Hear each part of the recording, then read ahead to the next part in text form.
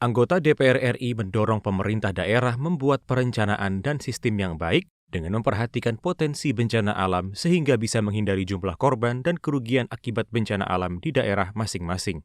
Dari beberapa bencana alam yang terjadi di Indonesia mengakibatkan korban jiwa dan kerugian material dalam jumlah banyak. Anggota Komisi 5 DPR RI Mulyadi mengatakan, perencanaan yang matang berupa peta bencana untuk mengantisipasi potensi dan dampak bencana alam. Selain itu, kebijakan-kebijakan yang dibuat pemerintah pusat maupun pemerintah daerah sesuai dengan potensi bencana alam di tiap daerah.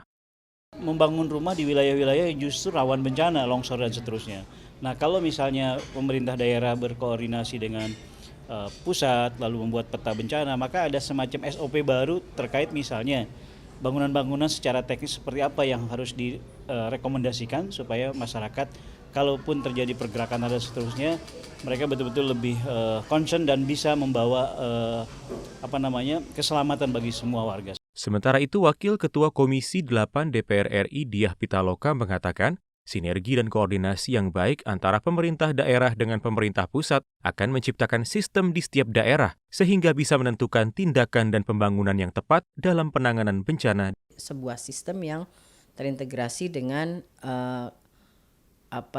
geografi daerah masing-masing gitu. Indonesia sadar bencana, Indonesia peka bencana dan bisa melakukan antisipasi terhadap bencana yang ada, kayak misalnya konstruksi bangunan. Orang sekarang mulai berpikir tentang konsepsi bangunan yang tahan gempa. Ferdian dan Ken, TVR Parlemen, melaporkan.